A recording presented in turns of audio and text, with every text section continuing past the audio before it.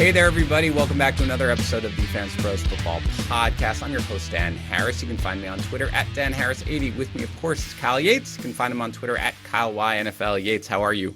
I'm good, man. Enjoying the weather here in Michigan. It is going to be 77 degrees here today. We actually went out to the beach last night, so that is insane. I am here in the early parts of November, but I am not complaining for 1 second. Yeah, you know I live in New England, in New Hampshire, and it basically winter is like an 8-month season, and we have this pellet stove, so it's something where basically we can kind of quasi-create a fire without me burning the house down, which is always the big worry.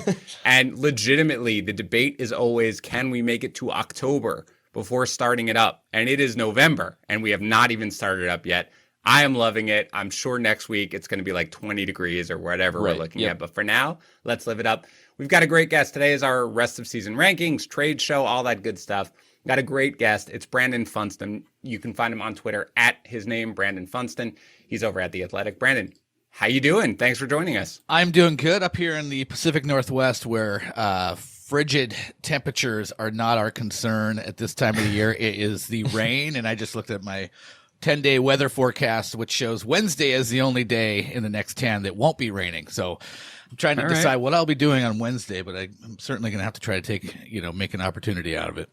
If I'm going to add one thing in favor of rain, it is that in New Hampshire, in many neighborhoods, including mine, we are on a well, and I have talked about it, and we had like a drought, and our well ran dry. So at least you don't have to worry about going 3 days without water in your house and having a near revolt of everybody who's living in your house. You're absolutely right. We don't ever worry about water supply out That's here. The best thing. Not worrying about water is like my top 3 goals in life. But anyway, look, we're going to break down yesterday's game between the Patriots and the Jets, something that I was very happy about the results. We're going to be talking about trades, the most traded players. We're going to be looking at our rest of season rankings. We're going to be looking at buy low, sell high candidates. Then we'll answer a little listener mailbag question. But first, again, today is trade talk. So let me make sure I remind you about our trade analyzer over at My Playbook. If you want to see whether or not a trade helps your team, the trade analyzer is going to do that. If you want power rankings in your league before and after a trade, it will do that too. You want support for uneven trades. You want support for trading draft picks in dynasty formats. The trade analyzer is going to do that too. That's available at My Playbook along with a million other tools. That's fantasypros.com/myplaybook. Okay, so guys, before we get into last night's game, let's very briefly touch on the biggest news of the day. This is Tuesday morning, and that is that Big Ben has been placed on the reserve COVID list. You guys correct me if I'm wrong. He has not tested positive as far as I understand, right? For COVID-19, he is just deemed a close contact or however they term it with Vance McDonald, who has tested positive. So Correct. This is akin, I believe, to the Matthew Stafford situation from last week, which is he can't practice. He's got to continue to test negative. But given the time frame, so long as he continues to test negative, he can be activated at least on Sunday and play. Brandon, am I describing it right? Do I have it right? I think that is. I think we saw that, as you said, play out last week with Stafford. So assuming, he doesn't come up positive, should be all systems go. So realistically, I would expect that the only advice we can really give fantasy managers who are relying on Big Ben to just have a backup ready to go. But in the meantime, there's not really anything we can do or that any action that fantasy managers should be taking other than that, right? Yeah, and I think that the thing that we have to continue to monitor too is that he did leave that game for a little bit with that I think both knees. Yes, something happened with both of his knees. So that's a situation too where he's allowed to come into the facility and rehab, but it's not like he has to wear the proper PPE and everything like that. So it's just a situation to monitor. But like you said, Dan, I think the most actionable advice that we can give is just have a backup plan ready just in case. And of course, if Big Ben is not able to play, that's going to be a huge downgrade for the receivers, but we will jump off that bridge when the time comes. Let's get to last night's game. Patriots 30, Jets 27. The big takeaway from this game is, of course, Jakobi Meyers, 14 targets, 12 catches, 169 yards. The 2 prior games, 16 targets, 10 catches, 118 yards. He's basically the only game in town at this point for the Patriots in the passing game. I will give a shout out to Derek Brown, who appeared on our waiver wire show last week and basically had Meyers as his number one wide receiver pickup because he kind of expected to see this coming. So kudos to him. They've got Baltimore next here, Brandon. How do you feel about Jakobi Meyers going forward? Well, I think, the big key with New England is Cam's got to have time to throw. He's largely awful in the passing game when he's being disrupted. And so you worry about Baltimore's ability to do that. I think, the slot receiver is the one you feel, sometimes a little better about against a team like Baltimore. But I don't know how I don't know how you sit in a 4-team bye week, a guy who just came off a game like that in Jakobi Meyers, but I would expect that there's a very reasonable potential for him to get half the numbers, if not less, against Baltimore. I worry about the matchup. I think the fact that the Jets can't get after the quarterback at all, and you saw it, Cam had a lot of time to throw in a lot of those situations last night. Yeah, and this strikes me, at least coming into this week, as the basically poster child for 2020, which is I don't really feel good about starting him this week, and yet I'm going to have him ranked as a surefire starter because that's just where we are at this point. Yates, how about you? Do you view Meyers in the same vein? Yeah, so I put this out on Twitter earlier today that over the last 3 weeks, only 5 players in the entire NFL have seen more targets than Jakobi Meyers. And the list is Devontae Adams, Keenan Allen, Tyreek Hill, Tyler Lockett, and Stephon Diggs. So he is seeing an insane target share in this offense. But like you said, this is a very, very concerning matchup against Baltimore with the passing attack, right? Like there are no other weapons that Baltimore has to, focus in on to be able to take away Jakobi Meyers. So I still think that he'll see an insane amount of targets, but the production's probably not going to be there. So I think if you can sell high on Jakobi Meyers, then I would recommend doing that. It all depends on for who, but at the same time, if not, then you continue to roster him. But I'm adjusting expectations for this week. He'll probably be a low-end wide receiver 3 in my rankings. I think the biggest thing is that Meyers is probably not rostered in most leagues. So let me ask you something, Yates, because we did the waiver wire show yesterday, and then I'll throw it to you, Brandon. So, Yates, we had Jalen Reagor and Curtis Samuel kind of as the clear-cut number 1 and 2 widely available pickups off waiver wires.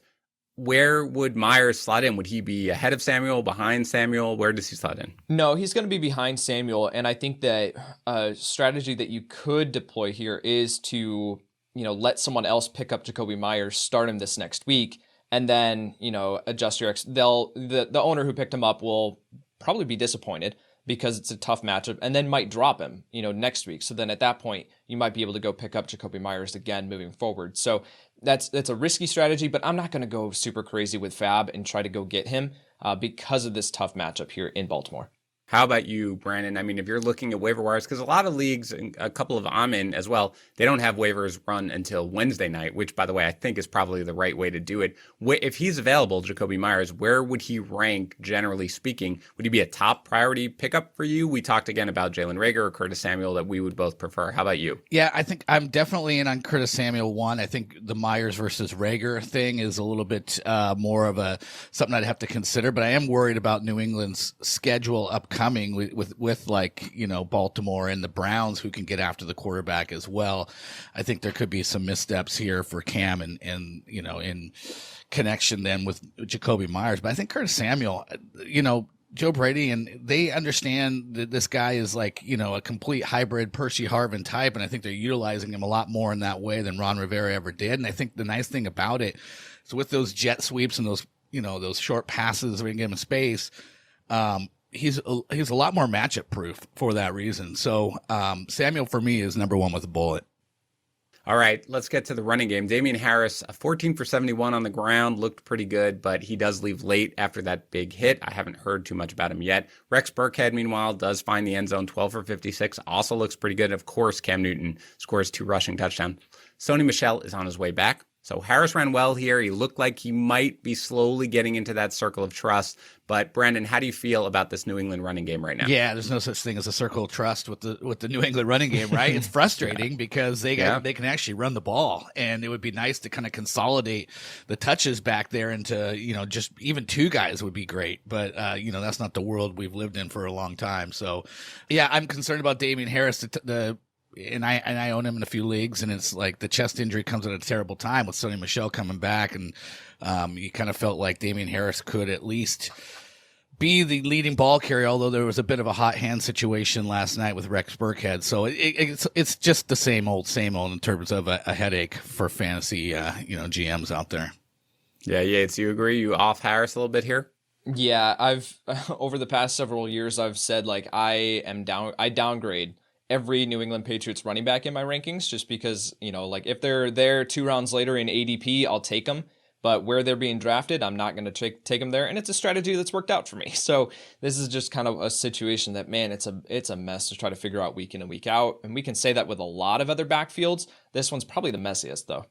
All right, let's get to the Jets here. Joe Flacco throws 3 touchdown passes in Bizarro World. 2 of them go to Brashad Perriman. 7 targets, catches 5 of them for 101 yards with both those scores. 1 goes to Jamison Crowder, a very pretty throw and catch. He only has 2 targets, catches both of them, just 26 yards. But again, he does find the end zone. Denzel Mims continues to see targets, 8 targets, 4 catches, 62 yards. Brandon, are you interested in rostering any Jets wide receiver at this point? Not really. I mean, the problem is I you can see Brashard Perriman's talent, but there's also Denzel Mims healthy now, and they're kind of similar players. And one week it could be Mims, another week it could be Perriman, and then more often than not it's going to be Jamison Crowder when he's 100% healthy, and and Sam Darnold back. It just kind of jumbles things up. So I don't know how you hang your hat on Mims or Perriman week in and week out, and the only one you can kind of feel comfortable about is Jamison Crowder.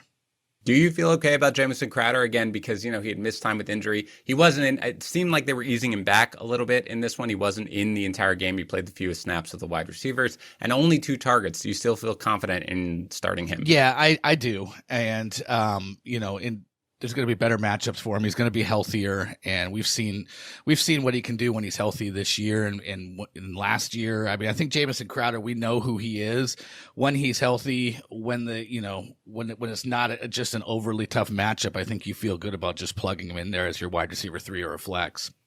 Yates, thoughts on the Jets wide receivers? Completely agree. I think Jamison Crowder is the one that you want to plug into your lineup as a reliable option with Sam Darnold at quarterback. But then outside of that, it's really just a dart throw with Brashard Perriman or Denzel Mims at this point as flex plays that you're hoping they're able to find the end zone. With this offense, unlikely to happen every single week. So, it's just I'll let someone else roll the dice, but Jamison Crowder is the one that I would be going with.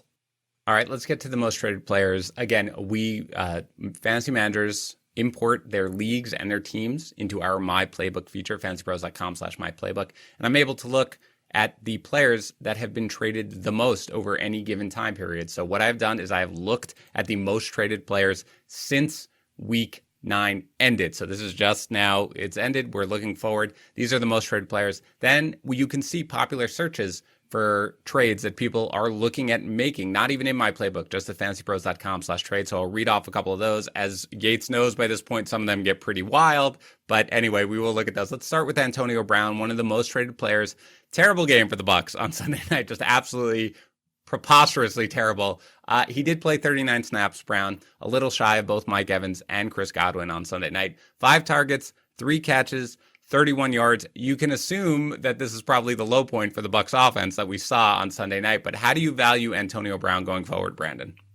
Kind of in that wide receiver 3 class. Look, there's a lot of mouths to feed there. That it's hard to glean anything from that game because it's probably going to be the worst you've ever seen Tom Brady in an offense play. But kind of late in that game, Antonio Brown caught a sort of a deeper slant, and he made a great play to go up and get the ball. And I remember Chris Collinsworth. I was thinking at the same moment, Chris Collinsworth said it, what I was thinking, which was that he made a whole lot of those plays for Pittsburgh. And, I think he's still in great shape. I think he's still a uber talented receiver. And I think that'll show out. Again, it's going to be him kind of getting acclimated, finding his place in this group. But I think he's probably ending up, being the number 2 guy most weeks. I think he's going to be the guy that maybe doesn't have the highest ceiling each week, but it maybe has the best floor. Yeah, that catch was, Collinsworth remarked on it, and that was something to watch. How about you, Yates? How do you feel about Brown here? Yeah, a lot of the same thoughts here as Brandon. That looking at what I wanted to see from Antonio Brown was, okay, what's his physical shape? What does he look like on the field? And from everything that I saw, he looked perfectly healthy. He looked like he'd been keeping himself in shape. But you did see a couple of not rookie mistakes, but mistakes that a first-time player in this offense would make. And one of the interceptions that Brady threw, of the many, was you could see it was a clear miscommunication from Antonio Brown and Tom Brady. Antonio Brown did a comeback, and it was supposed to be a go. And, the safety creeping over the top was just able to intercept it because that's where Brady thought Antonio Brown was going to be. You saw that on a couple of different occasions with Antonio Brown in this game. So, again, I don't want to take away a lot from this game because it was just this is the worst that we will ever see, hopefully. And Tampa Bay Buccaneers fans are hoping that this is the absolute worst that we will ever see this offense. And I think it can only go up from here. And so I don't want to take away a ton from this game, but yet, I think Antonio Brown, a low-end wide receiver 3 in my rest of season rankings, and I think that he does possess some ceiling week in and week out, though. All right, let's go to the most searched for trades. Again, it's unclear whether or not all of these are actually being made, but these are fantasy managers who are considering these types of trades. So let's just go through it. Let's do receiver by receiver first, then we'll do a little of cross position here. So Brandon, would you prefer Antonio Brown or Deontay Johnson rest of season? I will go with Deontay Johnson. I think he's still, you have to consider him when he's healthy, the number one target in that offense. So just for that fact alone, it's a good offense to be the number one target, and I'll take him. How about you, Yates? Yep, completely agree. I'll go Deontay Johnson and the target volume. Antonio Brown, or let's assume it's half PPR. Okay, let's just go with that so we can make it easy. Antonio Brown or Jarvis Landry? Brandon? I'm going to go Antonio Brown just for the quarterback that he's tied to. How about you, Yates? Yeah, that's close because Jarvis Landry is going to see a ton of targets in this offense now with OBJ out, but I will go with Antonio Brown. Yeah, that is the line, but I agree. I will go with the upside of Antonio Brown. How about Antonio Brown or Jamison Crowder? I'll go with Antonio Brown because I think a lot of weeks it's 7 to 10 points for the Jets. Yeah, that's fair. How about you, Yates? Yeah, I'll tie myself to the better offense there. How about Antonio Brown or Brandon Ayuk? I will go with Antonio Brown, assuming Deebo Samuel is back in short order. Yates. Yeah, Deebo Samuel's the wild card there. If he's out, then I'll take Ayuk. If Deebo Samuel comes back, then I will take Antonio Brown. All right, let's go a little cross position here. Another big searched for trade is Antonio Brown or Jonathan Taylor. Go ahead, Brandon. Gonna believe in that schedule, believe that he will be the majority shareholder the rest of the way, but it's a little closer. Yeah. How about you, Yates? Yeah, I'll do the same thing. I'll go with Jonathan Taylor. There is nobody who I have less faith in my ability to project going forward than Jonathan Taylor, but I agree. I will also go Jonathan Taylor. How about last one, Antonio Brown or Le'Veon Bell? Brandon? Absolutely Antonio Brown. Yates? Yep, completely agree. Yeah, we're all on the same page. Let's go to the next one of the next most traded players. That's DJ Moore. We talked about him a little bit yesterday, Yates, when we were talking about Curtis Samuel here. Just 2 catches for 18 yards against the Falcons back-to-back games now with 2 catches. He's seeing roughly 7 targets per game. He's not finding the end zones that much. So how do you feel here, Brandon, about DJ Moore going forward? I'm concerned because Robbie Anderson came off a 13-target game, but Curtis Samuel had 9. He's been playing great. If you look at these past 3 games with Curtis Samuel, DJ Moore has 8 total catches. One of those games was 93 yards and 2 touchdowns, but the last 2 were nothing. And that's what happens when you don't have the helium of volume, is you have to be hyper efficient with very few targets. And that's a rough game to play in fantasy, to just be hoping for that week in and week out. So I think the roller coaster ride of DJ Moore has me very concerned.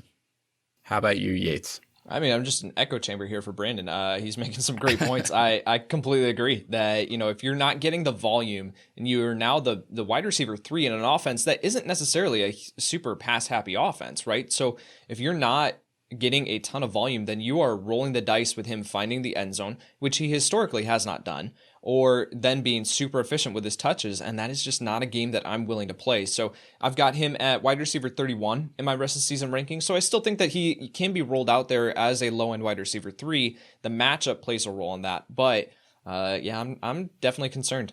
All right, let's work our way down here. Given all the searches, there's a lot of them for DJ Moore. Brandon, let's start with DJ Moore or Chris Godwin going forward. Godwin. Yates, I'm going to assume you're Godwin. Godwin, Yates, so I'm not even asking you. mile. Okay. Yeah. I know. Once you're 31, I'm going to know your answer to a lot of these, but you can blame the fancy managers who are asking these questions. Brandon, DJ Moore or Cooper Kupp? I'm going to go with Cooper Kupp. Yates. Cooper Kupp. I'm still going to make you answer, Yates. Don't worry. That's fine. DJ Moore or Justin Jefferson? Justin Jefferson. Yates. Jefferson. I don't think Minnesota is going to be able to run the ball as well as they have in two really, really good matchups recently. Okay, we are so far all on the same side. Let's go with DJ Moore or Robert Woods. Yeah, I'll go with Robert Woods. Yates. Yep, I'm going to go with Robert Woods, especially when you factor in they play Seattle this week.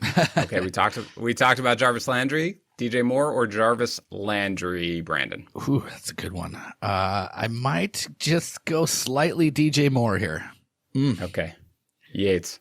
That one's super close. I think I'll still go DJ Moore there, but again, those are in the same tier. And if we've talked about it, Dan, if wide receivers are in the same tier for us, then you don't make that move. You just stick with who you've got. People love making 1-for-1 trades in the same position of guys who are interchangeable, and just don't do that. Just hold what you got because you're going to be disappointed regardless. Okay, couple more here though, guys. There are a lot of searches going on. DJ Moore or Brandon Cooks? Brandon. Yeah, Brandon Cooks has been the number one target there. I'm going to go Brandon Cooks. How about you, Yates? Yeah, I will too. Okay, DJ Moore or Jerry Jeudy? Brandon. I think I'll go with DJ Moore. I love Jerry Jeudy, though. I don't know about the consistency of that Denver offense week in and week out. Yeah. Yates. Fair concern. I'm going to go Jerry Jeudy, though. I think the arrow is pointing up for Jeudy, and I think the arrow is pointing down for DJ Moore. I will go more there because I share a little bit of the concerns here with that Brandon mentioned. Now, finally, I know Yates has answered this because I asked him yesterday. Brandon, Curtis Samuel or DJ Moore? I actually am fairly infatuated with Curtis Samuel the way he's being utilized right now. I'm going to go with Curtis Samuel. Okay, Yates, you still have DJ Moore ahead, or did you revise after our show? I said that, Curtis Samuel, he's skyrocketing up my rankings. DJ Moore is plummeting, but yet at the same time, I'm not ready just yet to flip that. One more big game here from Curtis Samuel, one more dud game from DJ Moore. That will flip it, though. All right, let's go a couple of cross trades here. DJ Moore or DeAndre Swift, Brandon? I will take a semi-usable running back. I think the premium this year is on that kind of a guy, so I'll go with DeAndre Swift. How about you, Yates? I love the classification there. A semi-usable. That's exactly what DeAndre Swift is right now. And even if that's the case with it being a running back, I'll give the edge here to DeAndre Swift. I agree. I would go with Swift. And DeAndre Swift was the least semi-usable running back that has been searched for. So I'm going to assume we would prefer all other running backs that were searched for over DJ Moore. So let's go on to our next most traded player, DJ Chark. Huge game here with Jake Luton. 12 targets, 7 catches, 146 yards, and the touchdown. Of course, he had that one giant catch right off the bat, but he got involved late in the game. But it was a soft opposing defense. There was no Roby. There was no book on Luton. So Luton's going to continue to start here going forward. They've got Green Bay coming up. How do you value DJ Chark going forward, Brandon? Yeah, I think, you kind of mentioned some of the concerns there. I think as the defense is stiffen up and the book gets going on Luton, that things are going to be a little bit tougher. We've seen DJ Chark be all over the place this year, and you got Green Bay, Pittsburgh, and Cleveland. I think this could be a very rough slate for a rookie quarterback, and I think DJ Chark's numbers could follow Luton's down. So, I'm probably putting him in a similar, sort of where we've been talking about wide receiver 3, back end wide receiver 3 range. Yeah. How about you, Yates? Because Chark is a tough guy for me to really feel, because I love Chark. I love his talent. I loved him coming in, but I feel uneasy anytime I'm recommending him, even as a start, just generally speaking. He comes with a lot of unease for me. So how do you view Chark going forward? Yeah, he definitely does. He's a low-end wide receiver 2 in my rankings, so but I could make the case that he could be pushed further down. There's a lot of volatility with this quarterback situation, and when we saw Gardner Minshew at quarterback, granted we didn't know about the injury at that point, but Chark's, production was struggling. So I think Chark is a clear sell high for me off of this game. If you can sell him for someone who doesn't have as many questions surrounding him, then I would absolutely do that. All right, a lot of the same names here being searched for. Let's see, DJ Chark or Brandon Cooks. Brandon. I will take Brandon Cooks. Yates. Yeah, that's a clear example of what I was talking about. That Brandon Cooks doesn't have any questions surrounding his workload, his situation. He's getting consistent target volume, and he's producing with it. So I will go with Brandon Cooks there. How about DJ Chark or Mike Evans, Brandon? I think DJ Chark, just because I think most weeks, if he's healthy, he's getting a really good volume. Yates? Yep, going DJ Chark there. If Mike Evans is in the question, I am always assuming that Yates is going the other way. Finally, DJ Chark or Deontay Johnson, Brandon? I will go with Deontay Johnson. How about you, Yates? I will as well. Okay, now let's get to the most traded player. I left this for last because we dealt with him last week on this show, but of course, understandable why fantasy managers are just trading this guy nonstop. That is Ezekiel Elliott. He was questionable coming into this game against the Steelers. Sounded like he wasn't even going to play. Then he was going to be active, but he wasn't going to get the bulk of the snaps or the work. That was a lie. He did 18 for 51, plus 2 catches for 18 yards against the Steelers. So that certainly, if you started him, you probably were not all that disappointed given what you were looking at. Now they've got the bye coming up, but what are your thoughts here, Brandon, on Ezekiel Elliott rest of season? Yeah, well, once Dak went out and once we saw him with Dalton and then with Danucci and then with Garrett Gilbert, my impression is he's become David Montgomery. You know, there's volume, it's empty volume for the most part, but volume plays this year at the running back position. If you can get, you get those 60 plus yards and, at least a hope and prayer of a touchdown, that's something you're going to throw in your lineup most weeks. So, Andy Dalton coming back, I have some hope that it actually be a little bit better than what we've seen the last couple weeks. But still, it's obviously a big downgrade from where he was at to start the year. Yates, what's your latest on Ezekiel Elliott? Yeah, the Dallas offense showed some signs of life here this past week with Garrett Gilbert at quarterback, and it does sound like, coming off their bye, that Andy Dalton should be back. So, again, Andy Dalton wasn't exactly lighting things up. So, I think that the David Montgomery comparison is completely fair. Very little scoring upside in this offense, even if Dalton comes back, but volume plays. And the one thing that I would love to see more is that to get him involved in the receiving game. He's a fantastic receiver, but the last 3 games, 2 targets, 3 targets, like he's just not being utilized. If we see that usage go up, then he presents an even safer floor, because the past 3 weeks he's finished as the RB40, the RB32, and the RB29 in half PPR scoring. So he's someone who is not hurting your lineup, but he's not exactly helping it either. Okay, trade questions all over the map. As you might imagine, here are the most searched for. Would you rather have Ezekiel Elliott or Josh Jacobs? Brandon? I would way rather have Josh Jacobs. We're not in the same time zone as far as I'm concerned, but how about you, Yates? Yeah, I don't understand how that's a real Look, trade get Josh ready. Jacobs, man. Well, actually, it's funny because they don't love Josh Jacobs, and I'm going to list him in one of our segments coming up later, but certainly, no, that's not where you need to be right now. Okay, Ezekiel Elliott or Kareem Hunt? Kareem Hunt. Yates? Yeah, Kareem Hunt. Even with Nick Chubb supposed to be coming back this week, I'll still take Kareem Hunt as a high upside RB2. I still don't think we're in the right time zone. I think we're getting close, but we're still not there. How about Ezekiel Elliott or Todd Gurley, Brandon? You know what? I'm going to take Todd Gurley. The guy is just getting, goal line opportunities week in and week out. As long as that knee holds up, it's a concern for me, but I will go with Todd Gurley. Yates? Yeah, both getting volume. Todd Gurley, insanely inefficient with this opportunity, but he has scoring upside in this offense. So I'll go with the scoring upside here of Todd Gurley. Yeah, I think we have entered the correct zone. This is about where Zeke needs to be sort of thought of. How about Zeke or Clyde Edwards-Helaire? Boy, I guess I'm going to go Clyde Edwards-Helaire. I'm one of the lower in the industry, I'm sure, on Clyde Edwards-Helaire, but I don't think he's going to be as bad as we've seen the last couple weeks. Yates? Yeah, we're right in that same range. I have CEH one spot ahead of Zeke in my rest of the season rankings, so I'll take CEH. How about Zeke or Jonathan Taylor? I'm gonna go with Jonathan Taylor just for that schedule. He's got one of the best schedules the rest of the way, and I do think he's going to get back on top of Jordan Wilkins here pretty soon.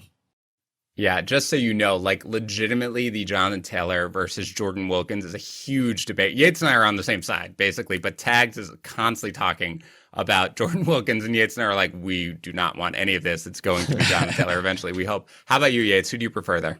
Oh, man, that's pretty close right now. Given what I know with the usage of this backfield, I'll take Ezekiel Elliott. But the promise, the upside, if I need the upside play, then I take Jonathan Taylor due to his schedule. All right, last running back here, then a couple of wide receivers, then we'll move on. Last running back, Melvin Gordon or Zeke? Yeah, there's definitely Zeke for me. Yates? Yeah, I'll take Zeke. I agree with that one. All right, let's get to a couple of wide receivers here. And again, it's always need-based, but let's just see, generally speaking, where the value is. How about Ezekiel Elliott or Tyler Lockett, Brandon? I'm going to go Lockett. Yates? Yeah, I'll go Lockett there. I agree. How about Ezekiel Elliott or Mike Evans? I think I'd rather have the consistent volume than the every once in a while big game. Yep. How about you, Yates? Yeah, I'll take the running back in this situation. As would I. How about Zeke or Adam Thielen? I'm going to go Thielen. Yates? I'll go Thielen as well. How about Zeke or Fulgham? I love Fulgham, but I got to go. Me too. I got to go Elliott. With Rigger back, you never know if there's going to be a changing of the number one go-to guy there. Yates? Yeah, Fulgham comes with a ton of question marks now that you have Jeffrey apparently returning to practice, and who knows if he's even real at this point, but he could be back in the lineup this week. And then Dallas Goedert, Jalen Reagor, Miles Sanders back in the lineup this week. There are just now a lot of mouths to feed in this offense. So I'll take the proven, safe volume there with Zeke. Last one, Zeke or Juju Smith-Schuster? I'm going to go with Zeke. Yates? That's super close, but I'll take Zeke. All right, before we keep going, guys, it might be like 70 degrees here today somehow, but brace yourself because winter is coming. And it's true. You're not going to be battling White Walkers or the Night King or be wondering why everyone loved Jon Snow so much when he was literally the worst general of all time. Seriously, have a plan that doesn't just work out because of some random miracle. Anyway, winter's coming, and we all let ourselves go and wear giant sweatshirts and don't care about what we look like, right? Well, that's a huge mistake. You need to care about what you look like and what you smell like and just what you are. You all know Manscaped, right? You know their Lawnmower 3.0, the premier below-the-belt trimmer that's waterproof and has advanced skin-safe technology to reduce nicks and cuts. They've got the Crop Preserver, the Crop Reviver, the Crop Mop Ball Wipes, all items that will keep you fresh below the belt. But Manscaped has you covered everywhere this winter. The Weed Whacker ear and nose hair trimmer also uses proprietary skin-safe technology to help prevent nicks, snags, and tugs. The Foot Duster foot deodorant keeps your feet smelling fine. Manscaped's Refined Cologne, it's a clean and fresh scent designed for all the refined gentlemen in the world. All of this is in Manscaped's perfect package, but they're also throwing in the Shed travel bag to carry your goods and the Manscaped anti-chafing boxer briefs to hold the entire package together. Winter is coming. Do not be like the wildlings. Take care of yourself. Right now, get 20% off plus free shipping with the code Yates at manscaped.com. That's 20% off with free shipping at manscaped.com with the code Yates. Join the Manscaped movement. All right, let's go to buy low, sell high. This is it. Trade deadlines are coming up right now. This is where fantasy managers are really looking to finally make sure that they're capitalizing on opportunities where they can do better and that they are getting rid of players who they think they can sell high on. So let's start with buy low. Who's your choice here, Brandon? Well, I'm going to call Kareem Hunt a potential buy low just because he's had 2 of his last 3 games have been duds.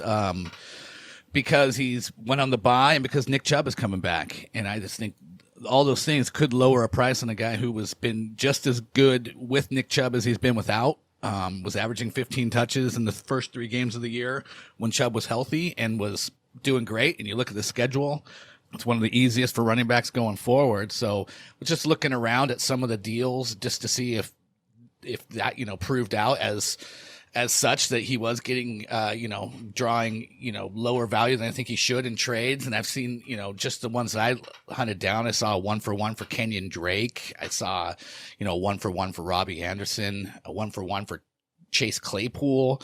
I saw you can get, there was a deal that was Kareem Hunt and T. Higgins for Calvin Ridley. I like all those. I would take the Hunt side on every one of those. I would take the Hunt side on Zeke, as you mentioned. So I think there's deals out there that will provide you good value if you see Kareem Hunt. I think that that's right because I do think that people sort of viewed the difference is it was like Kareem Hunt was like a borderline RB1 even when Chubb was there. And so then Chubb went out and you were like, oh man, this could be a top 5 guy. And he kind of disappointed to where that was. But now that Chubb is back, especially without OBJ, like he's still basically an RB1, and I think people are kind of falling off that. So certainly, if there is a buy low opportunity there, that's a good spot to go. How about you, Yates? Do you agree with that Hunt would be a buy low if you can get it? Yeah, it all depends on what you'd be giving up. But yeah, I totally agree that he's someone that people are kind of off of based on what he's done the past couple of weeks and the expectations that we had when Nick Chubb went out. So yeah, I like the call. Okay, how about you, Yates? Who's your buy low? I'm going to stay in Cleveland, and I'm going to actually mention two guys here as buy lows. And it's not necessarily that these are guys who have disappointed, but yet this is your opportunity if you are making a playoff push to buy them at their lowest point, and it's Miles Sanders and Nick Chubb. Both of these guys should be, if you are making a playoff push, you should be going to the fantasy managers who have these two players and getting them based on whatever you can give them, because these two guys can set you up for a deep playoff push now that they're coming back, especially this week. Nick Chubb going up against Houston, he's going to go off if he isn't truly active for this game. So he's going to go off against this defense, and this is the last time that you're going to be able to get Nick Chubb, like for whatever you can get. The value for him is going to be sky high after this game. So, and it's the same with Miles Sanders. He's a proven running back who has volume. So again, it's not necessarily a situation where you're buying low because, they've disappointed, but yet with the injuries, this is the lowest point that their value is right now, and you need to go get them if you're making a playoff push. I'm wondering, Yates, are you able to buy low on these guys now that they are basically on the verge of coming back? I'm honestly wondering because I haven't seen them traded all that much. They're both coming off bye weeks. I felt like maybe even coming into their bye week, if you could have gotten that might have been the time. I'm wondering, are fantasy managers now who have been waiting, especially for Chubb, but for Sanders for a couple of weeks, you think they're still willing to sell quote unquote low, even though they're about to get them back right now? Yeah, again, it comes with the qualification here that you're going to have to spend. Like, you're going to have to spend to get them. But yet at the same time, like, I think that they're worth trying, at least sending out the offers. And especially too, if you have the teams in your league, the fantasy managers who are out of playoff contention and they're now starting to just, not pay as close attention and starting to drop off, well, then that's a point where you can go to them and say, again, don't have collusion and don't send away just anyone to get them. But yet at the same time, try to get these assets that can set you up. So again, it's worth a shot, and it's situation by situation, but I did want to mention them to put it at least on fantasy managers' radar to see, like, send out an offer and see if you can get them away. Like some of these guys who you can sell high, like a Travis Fulgham or even a Curtis Samuel. Like, if you can try, a team is loaded at running back now with Nick Chubb coming back, and they have a need at wide receiver, see if you can sell high on Curtis Samuel. Brandon, right now, without having seen them play, I mean, I think we're just assuming, that Nick Chubb has been, at least he's got the 21-day window. We're expecting him to come back this week. We haven't yet seen Miles Sanders. But are you willing to buy both these guys at their kind of normal standard RB1 prices? I think so. My thought on this, I think it's a good call. I love when you can try to trade, or you can trade for somebody where the person that's rostering him has basically absorbed all the times they've been out, and you can come and get them right before they come back. And here's the deal. I think the psychology is that, okay, Christian McCaffrey goes out, and let's say right away on the high ankle sprain, he's going to miss several weeks. You can trade for him for like 50 cents on the dollar. And every week it goes up, 60 cents on the dollar, and it gets closer and closer. But I think what happens is people tend to think that the guy will come back and maybe he's not going to be the same player. But when these guys are coming back, unless they're like dealing with some degenerative thing, they're typically 100%. And we saw that with Christian McCaffrey. He came back, he looked exactly the same guy. Now, he did get the shoulder injury, but he was Christian McCaffrey. If you were able to get him even the week before he came back at 90 cents on the dollar, that's still a score for you. And I think that's the way you got to look at Nick Chubb and Miles Sanders. All right. So look, I'll say that my buy low, you're not supposed to always feel great about your buy low. You're not always supposed to be like, this is a smash spot. I guarantee I feel like I'm going to run away with this one. It's a guy we talked about, Brandon, and you and I kind of look at this the same way.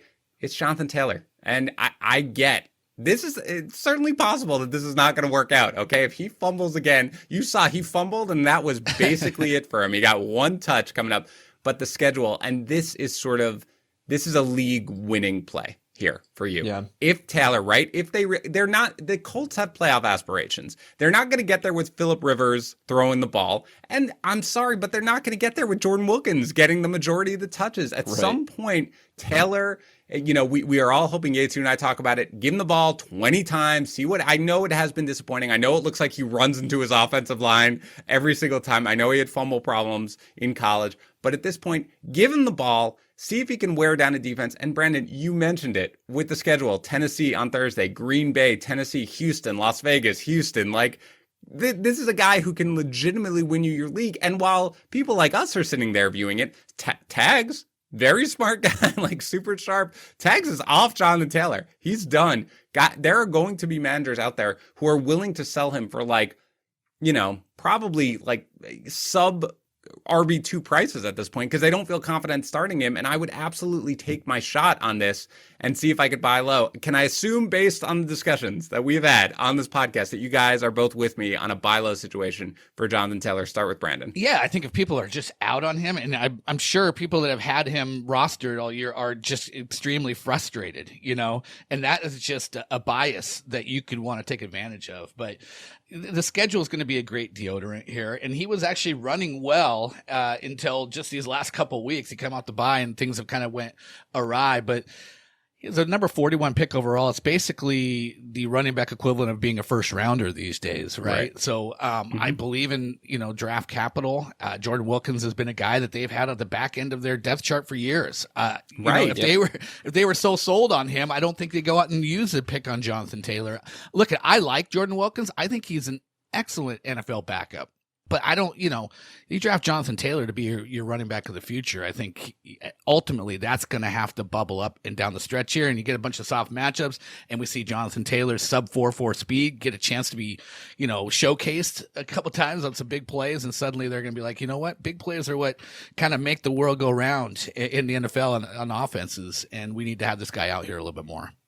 Yeah, I mean, Tags mentioned the whole Raheem Mostert, where you have a guy who's kind of a journeyman and doesn't get, and then gets his chance and then is a star. But you mentioned it. Wilkins has been in this offense. This is a new team. It's not like he's they know what they have in Wilkins and they haven't wanted to turn it over when the alternative was Marlon Mack. So for me, I'm willing to take the shot. And again, if the way I view the market, first of all, when in leagues where I roster Jonathan Taylor, the sharp managers, right? You know those guys, right? You play in your home leagues. There are always a couple of guys who really know what they're doing. Not our analyst leagues, but the home leagues that you have. There are a couple of guys. They're all trying to get Taylor. They're all out there trying to get Taylor for bargain prices, and you can't. But I have seen people when they ask, "Should I trade Taylor for this?" No, you for the most part you shouldn't. If you can get strong RB2 prices, I'm okay with that then. But I think this is a guy who you should target, especially if you're basically looking at your situation where you're almost a lock to make the playoffs. At this point, I would certainly be looking for the upside. Yates, you agree with this? Yeah, I love the call. And I love that you gave the qualification that this might not work out. But yet, based on what you have to give up with the schedule, with the fact that he has the draft capital in his corner, that it could easily turn into a league-winning trade at the trade deadline. So yeah, go get Jonathan Taylor for super cheap right now. I mean, I put out a post 2 weeks ago asking hey, what are people feeling on Jonathan Taylor right now? And that was after the Detroit game. And people were saying I'm dropping him. There were some people in my mentions saying I'm just dropping him. I'm doing whatever I can to get him off my roster. And so that's kind of the same mentality right now, especially when you look at the running back snaps. So again, it might not work out, but yet based on everything, the potential, it's worth the shot. Yeah, and that's the thing. If you knew that buying low on something was going to work out, then his fantasy manager wouldn't be trading him to you almost certainly. So that's where we're there. Okay, let's get the sell high here, Brandon. Who's your sell high candidate? I'm going to go with Will Fuller, who has a great touchdown streak going. He's a top 10 wide receiver, but I mentioned the volume here. You got Brandon Cooks has really kind of turned into the number one guy here. And you look at Brandon Cooks the last 4 games has no less than 9 targets. Now, Will Fuller's targets are all over the map. The last 2, he's had 5 and 6. And if I can go out and shop a top 10 receiver who is actually the number 2 receiver on his team, and by the way, his quarterback has what's considered the toughest schedule the rest of the way. And we've seen Deshaun Watson when they're not protecting him and he's got a lot of pressure, it can be a little bit dicey with him in that passing game sometimes. So you worry about with Will Fuller, he's top 10 right now, but is he going to be top 20 to 25 the rest of the way? And if I can sell him as a top 15 wide receiver right now, I'm going to take that difference and run with it. So Will Fuller is the guy for me. Yeah, that's a good call. Again, you remembered what Deshaun Watson and that passing game kind of looked like when they started, and they had all these tough matchups, and everybody was like, well, the schedule is going to soften up. But yeah, it's going to get tougher here for the passing game coming up. I mean, they've got 2 matchups with Indianapolis coming up. They've got Chicago. So I like that call with Will Fuller. Absolutely. What about you, Yates? Yeah, no, I don't mind it. It depends on what you're going to be able to get for him. But if you can flip him for someone who's in that range who doesn't have the question marks, again, I'm all for selling high with these players. So there are very few players in the NFL that I will say do not sell high on these guys. You know, they're locked in, and that tier is like Devontae Adams, Julio Jones, and DeAndre Hopkins. You know, like there are very few players that enter that conversation. So if you can sell high and you can get one of those other guys and go up, then yeah, absolutely do it. My buy low Kareem Hunt is a guy that I would seek out with a Will Fuller. I think that's the kind of deal I'd be looking for. So just to throw that out there. I love it. Okay, go ahead, Yates. Who do you have now for your sell high? Yeah, it's not because I'm not buying into this guy based on what we've seen, and I believe he's the wide receiver 2 on his team now, but we talked about him earlier. It's Curtis Samuel. That Curtis Samuel, I believe, can be a reliable fantasy option moving forward, but yet his value right now is sky high. And so if I can flip him for a more proven commodity, a more proven asset, then I am absolutely going to do that. And it's not because I'm not excited about Curtis Samuel or think that he's going to be a reliable option, but it's all about, can I flip him? Can I take the value right now and flip it for someone who is a more proven commodity? Then I'm going to do that. This definitely sounds like there's some sort of trade for you two to work out in cross leagues with Curtis Samuel and Will Fuller. It would be good. Yeah, no, I mean, I get it. Samuel's an interesting case because if his perceived value is super, super high, my worry with some of these guys is, again, Samuel was still pretty, I mean, he's our waiver wire pickup, Yates, which means he's not, rostered in that many leagues. But I do agree, with what you're saying essentially is that you can get rid of him high. Then I certainly would. Now, Yates, you're going to yell at me because I know I pick these high players and you're like, who are you selling them for? Like, who are you willing to take over these guys? Because I mentioned like Stephon Diggs last week and you were like, well, who are you selling Stephon Diggs for that you're willing to take? And I'm like, I agree. If you could, I just feel like the value is like a top 3. For me, it's Josh Jacobs. So let's make it clear. I like Josh Jacobs. I have him valued as like a low end, essentially RB1. Like he's a guy you're starting each and every week. I'm not looking to get rid of him. I'm getting a little worried though about, he had this knee thing that had him legitimately questionable coming into this game. He ran pretty well in this game against the Chargers, but so did Devontae Booker, who looked a little bit more explosive when he got more work. And I'm a little worried that they're going to go ahead and give him some. The schedule's not terrible. I mean, they have Denver, then KC, Atlanta, the Jets. So not the worst. Then Indy, that's a little tougher. But I feel like, after his 31 carry game and given the fact that he's kind of being managed with his workload a little bit, I feel like if you can sell Jacobs as sort of this top 6 back, which I feel like based on the offers that I'm seeing, I might be willing to do because I have a few more concerns about him than I think I otherwise would. Brandon, what are your thoughts on Jacobs? I'm a buyer, so you're going to sell him to me because I want. This is great. Let's involve Kareem Hunt and Will Fuller. We'll get a trade working. Go ahead. Because I want him, and I don't think that we've necessarily seen the best of Josh Jacobs. I could almost argue that you could claim him to be a little bit more of a buy low than a sell high, just because I think his ceiling, if they kind of gone away from using him in the passing game the last couple of weeks, if that comes back around, I think the touchdowns have been spotty. I think that could be a little bit more consistent. I'm wondering if they're planning on just, going full Josh Jacobs down the stretch, and that some of this management was just to get him into the later stretches here as they make their playoff push. So I'd be a buyer, but that's, I'm probably helping your case here a little bit. This is good. Although, I'll go to you, Yates, in a second. I rostered Josh Jacobs in a couple of leagues, and I have not accepted offers where there are a lot of offers. So people are viewing it like you. I've not yet accepted offers. This is something where I'm saying if people are buyers and they're willing to give you sort of top value for him, like, let me ask you something. Would you prefer James Robinson or Josh Jacobs going forward, Brandon? I think that's very close. I would probably take the Josh Jacobs side. Again, he's number 2 in total carries. And it's just, man, it gets rough after those top 6 running backs this year. It gets rough. So yeah. I like the volume. To me, it's an ascending offense. And I just think the best of Josh Jacobs might still be yet to come. All right, Yates, break the tie. How do you feel about Jacobs? Man, I can see both sides of this. I think it's a really, really even argument. So I've got Jacobs at 9. in my rest of the season running back rankings. So I think that you still can go up, but yet he's not coming off of this monster game. Like if you wanted to sell him last week, then I think that would have been the opportunity off of 31 carries for 129 rushing yards. So I think like that would have been the time. Okay, sell him now because you can market 31 total carries. Yes, he is still seeing an insane amount of work on the ground. And so I can see both sides of it where it's like, yes, he could be a, buy low, but yes, he could also be a sell high. So it all depends on who you would have to, like, if you want to rely on the name value and flip Josh Jacobs for James Robinson, I would actually take the James Robinson side of that. I have Robinson at 7 because I think he is seeing just nearly as much work as Josh Jacobs. James Robinson, there are only 5 other running backs in the NFL who've seen more carries than Robinson this year, and he's producing with it. So I can see both sides of it. I really didn't answer that question for you, Dan. But is that one of those deals that it qualifies as a challenge trade that you're just saying don't do because yes, it's two guys right. in the same position and similar tier?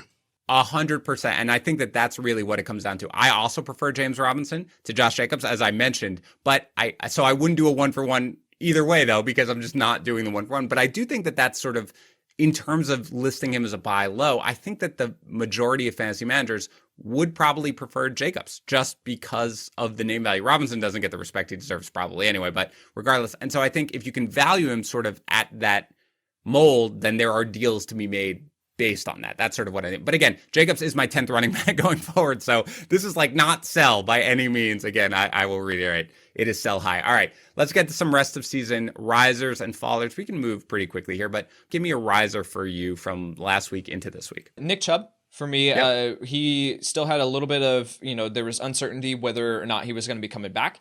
So I had him at 18 in my rest of season running back rankings. I've now moved him up to 12. I think that based on the running back landscape, one, we have a little bit more clarity that he's going to be coming back. And then two, some of these other guys falling made way here for Nick Chubb to move up. So I think that Nick Chubb is absolutely someone who should be looked at as a low-end RB1 with upside every single week.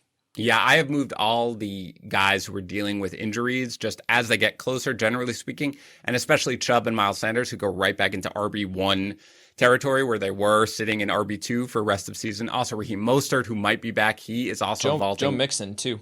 Joe Mixon as well, right? I hadn't dropped Mixon quite as much right now because I guess I had a little more, like it didn't seem as serious. But regardless, you're right. All those guys move from basically RB2 to RB1 territory. Raheem Mostert is a guy who basically, because it was very uncertain about his long-term outlook, now it seems like he's kind of on the verge of returning. So I've moved him closer to RB2 territory. A couple other guys. These are obvious ones. Mike Davis, who had basically plummeted down my rankings. I now am expecting him to essentially start even in the tough matchup. He moves up. Two other guys who I will mention, then I will ask Brandon if you could comment on them, or if you have your own, by all means. No. J.D. McKissic is a guy who, to be fair, I had artificially low. I just wanted no piece of J.D. McKissic and Yates. We had a long talk about him yesterday, especially in PPR leagues. He's somebody who was like 66. That was like a don't ever pick him up. He's now 40th. And Wayne Gallman, another guy who I think my guess is he's just basically carved out the role in the Giants backfield regardless of Devonta Freeman because he has run pretty well. So he's gone from another guy who was just ahead of McKissic at 65th. He's up to 45th for me now. Brandon, do you have anybody or would you like to comment on right away mentioned the guy that just came to mind, which is Raheem Mostert. That he's about to come back. I'm very interested because Kyle Shanahan has been one of these frustrating head coaches in terms of backfield management, but he seemed to really start to commit to Raheem Mostert as a featured back, something you don't normally see with the 49ers. So I think in the situation that he'll return, he's going to be a high priority guy in that offense and continue to be the featured guy. So I'm down on that. And I'm also down on both of the football teams running backs in the Alex Smith world. J.D. McKissic, because Alex Smith is so conservative and is going to live in that short passing game. And the fact that with Alex Smith and maybe the lower upside of the overall passing game, that Antonio Gibson continues to be mined as a true featured guy. And it was nice to see him get back involved in the passing game a little bit as well this past week. You know, it's going to be awesome when Raheem Mostert is active this week and Jermichael Hasty gets 25 carries, 40 yards.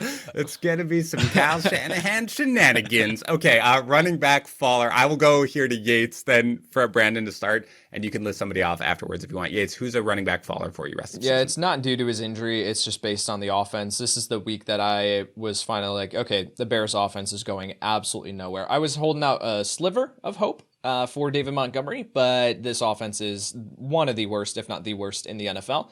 David Montgomery fell from RB12 to RB20 in my rest of the season rankings, so he's still someone that you can roll out, assuming that he's fully healthy.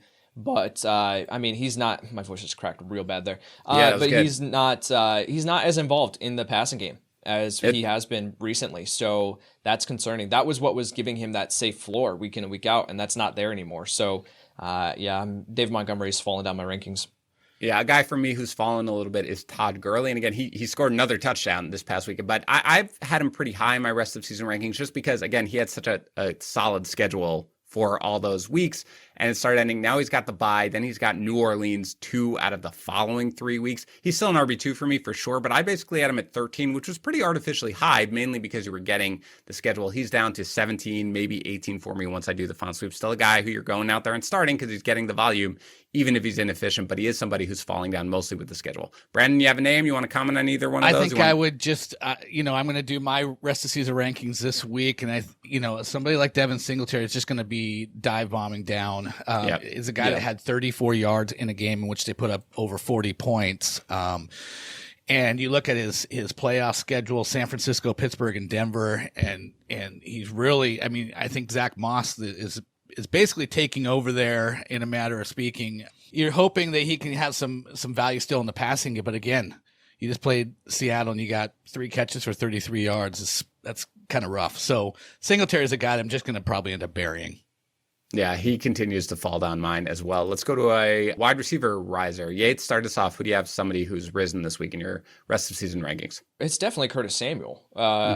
He went from, I had him really, really low, and I didn't even realize that I had him this low, but I had him at wide receiver 69 on the season. He moved up to 39. So this was an oversight on my part from last week, and so made up for it here. Again, I talked about the gap between DJ Moore and Curtis Samuel narrowing. I've got DJ Moore at 31 and Curtis Samuel at 39 now. So Samuel, a consistent low in that conversation of a low end wide receiver 3 with upside every single week. All right, I'm going to give 3 guys here who have moved up. Juju Smith-Schuster, it was just good to, again, see him heavily involved. He had, I pushed all the Pittsburgh wide receivers down pretty significantly. He was 30th. He's now up to 21st.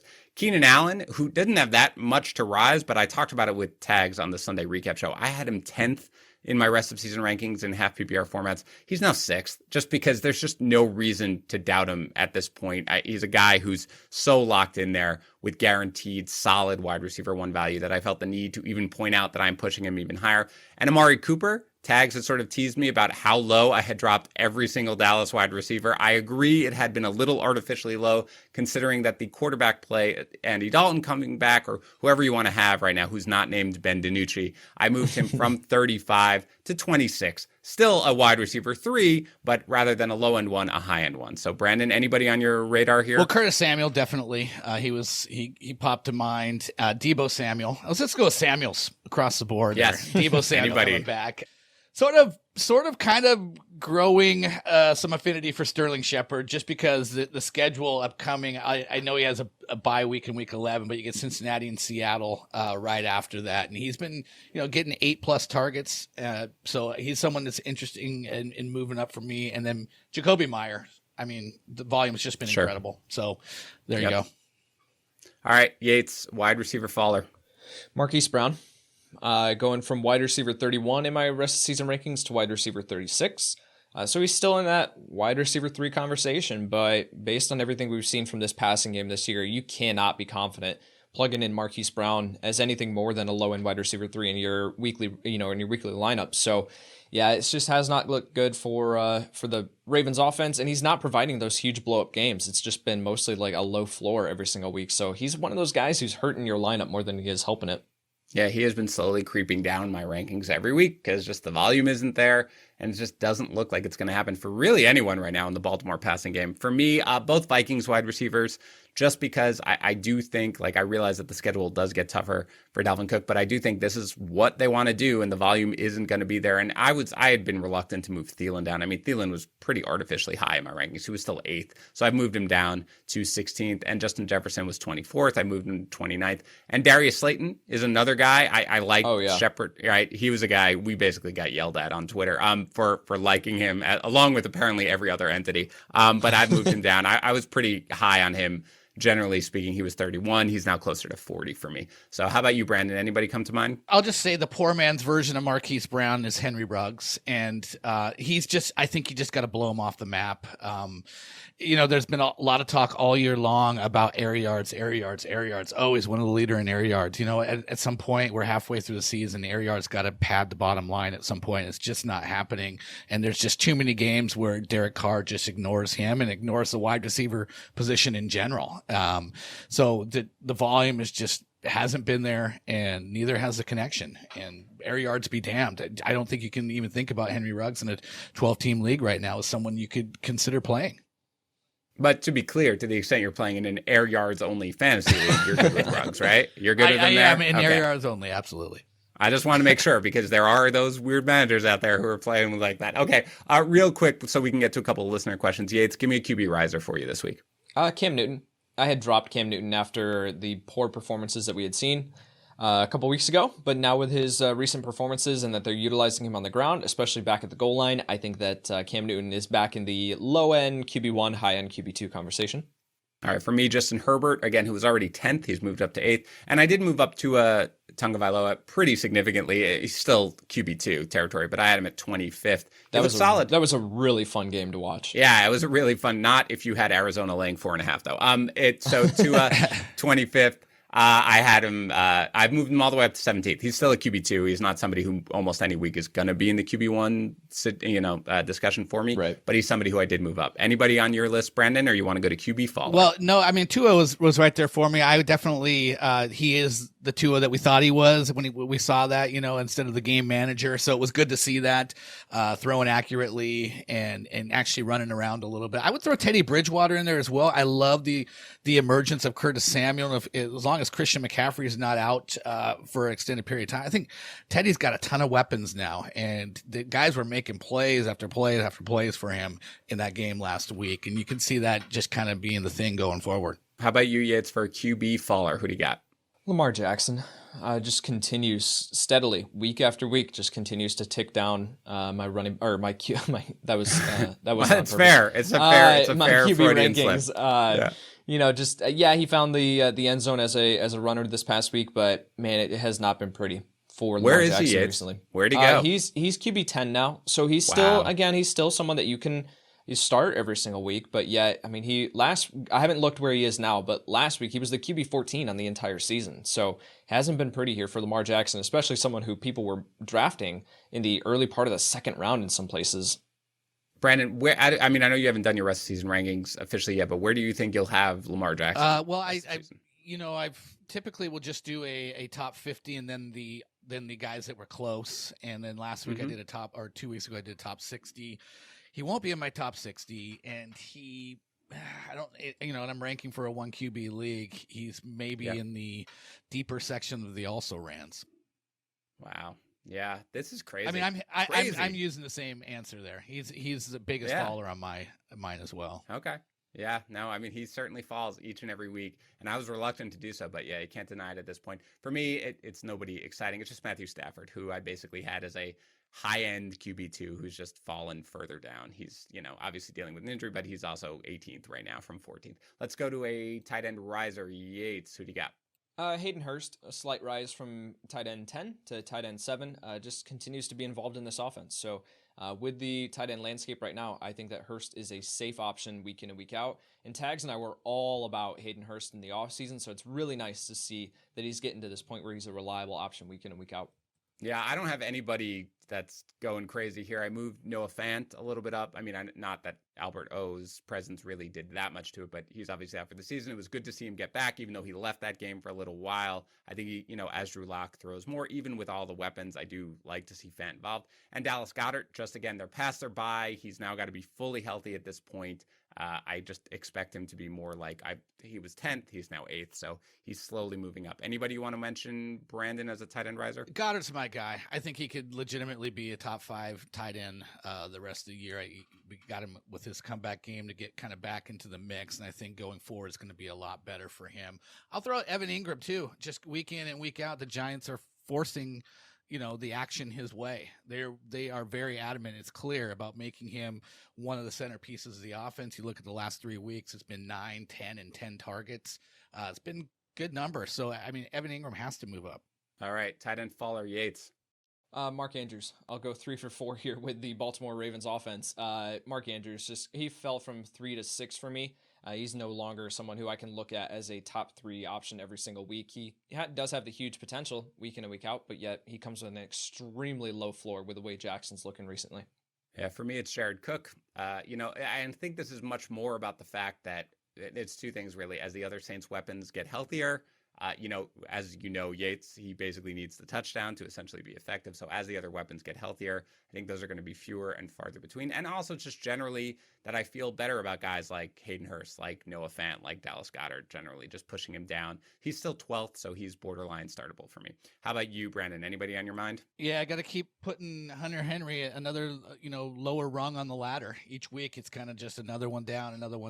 But it's been Keenan Allen, it's been Mike Williams, it's been the random like Jalen Guyton, big plays. Yeah. And Anthony Lynn will never shortchange the 3 running backs he wants to use any given week in the backfield. So Hunter Henry seems to be like the odd man out in this offense under Justin Herbert. All right, let's finish up with a couple of listener mailbag questions from Connor Donovan. In a keeper league, at what point do you shut things down for the season and try to acquire keepers? He's 3-6. He feels like he probably doesn't have a shot rest of season, but he's not sure when the right time is just to pull the trigger. Let's go to you, Yates, because I know you do Dynasty anyway. So let's start with you. When do you shut things down in the keeper league? Yeah, well, this year's a little bit different because fantasy football across all platforms is just a weird game week in and week out to try and predict. So some teams are the most total points scored in their league and they're sitting with a negative record. So I think the record itself, if you're sitting there in a normal year and you're 3-6 and you kind of say, okay, this is the time where I can say I'm not competing for a playoff spot. The qualification here is if you can get into the playoffs this year, I'm saying do it. Like make that playoff push because anything can happen once you get into the playoffs, especially this year. So if you're realistically looking at your roster saying I can't get to the playoffs, then this is the time that you start to shift. But if you are still at a point where you say I can get into that last final spot in my league for the playoffs, then I'm still making that push before I start looking and turning my attention towards keepers. What do you think, Brandon? Yeah, I mean, last year's just a great example. I was in my, I was 3-6 and ended up in the championship game of my number one, longest running league. And so I think it's one more week, but I think, to Yates's point, like you got to look at what kind of luck you've had. Do you have a great roster and you've had a bunch of guys out, but they're, about all ready to come back together? Or do you have the highest, one of the highest points, but you've just been really unlucky? Or are you just legitimately a 3-6 team? I think if you are, you got to be realistic and start making your moves now. But otherwise, I would probably, if you have an inkling of thinking you can be successful still, I would give it another week. All right. Mad Mardigan asks, essentially what he asks is, can we agree that J.K. Dobbins is unplayable regardless of anything else? Let's go to you, Brandon. I love J.K. Dobbins, but I don't love John Harbaugh, and I'm frustrated as like everybody else. I think J.K. Dobbins is almost a Kareem Hunt doppelganger, and I'd love to see him used as a featured guy. It's just not going to happen. There's a weird love for Gus Edwards there, and the one note style of his, I guess, is what Baltimore wants, and then Mark Ingram's going to be back. So, yeah, I mean, in deeper leagues, he's still usable, but in a standard 12-teamer, I think I wouldn't cut him, but I would certainly bench him. Yates, J.K. Dobbins plays for Baltimore, so I assume that you are fading him because you are all people who play for Baltimore. Right. But how do you feel? Is Dobbins ever going to have value this season? I like him long-term, like in dynasty leagues, because I expect Mark Ingram to either retire this year or to not be on the Baltimore Ravens next year. So I like Dobbins long-term this year. It's just not going to happen. All right. Kevin H. asks, Clyde Edwards-Helaire or Jonathan Taylor rest of season? Brandon? I will go with Jonathan Taylor with just that schedule. I think it's pretty close, but I'm gonna lean towards the schedule here. How about you, Yates? I'm gonna go with the offense here. I'm gonna play CEH, or I'm gonna go with CEH there, but that is close. All right, J Mills 33. 2 questions about Austin Hooper here. J Mills 33 asks, Austin Hooper or Dallas Goedert rest of season? I am Team Goedert all the way, and Philly is number one in tight end targets this year. They won that category by 30 last year. They throw to their tight ends, and Goedert I think will be, a big winner in that department. How about you, Yates? If I need a safe play, then I'll go with Hooper. If I need the upside, then I will go with Goedert. If I'm sitting there and I'm a 3-6 team and I need to string together some wins here, then that's where I go Goedert because he presents more upside. I am probably going Goedert regardless. And finally, from Ashish, Hooper or Gronk rest of season, Brandon? Gosh, this is where I think we might see Gronk squeezed a little bit with Antonio Brown there, so I'll go with Hooper.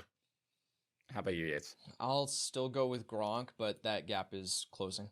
Yeah, I have Gronk one spot ahead right now, but yeah, that's about where it is. So, all right, great questions as always. Brandon, thanks so much for coming on the show. Just remind everybody where they can find more of you and your work. At theathletic.com. Come over there. We got all kinds of stuff to get you ready for this weekend, for the future, and a lot of great beat writers covering all the NFL teams with great information as well. All right, that's going to do it for today's show. Thanks to Manscaped. Guys, winter is coming. Take care of yourself below and above the belt with all the latest in Manscaped's perfect package. Use the promo code Yates over at manscaped.com for 20% off plus free shipping. We'll be back tomorrow with our Start Sit show. I'll talk to you then.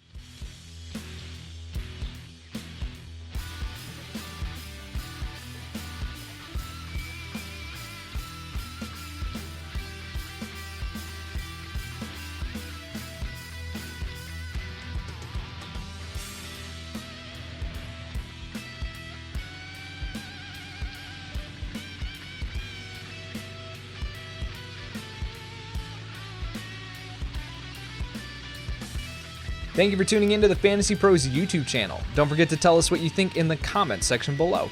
And while you're there, don't forget to hit the like and subscribe buttons so you can stay up to date on all of our future content.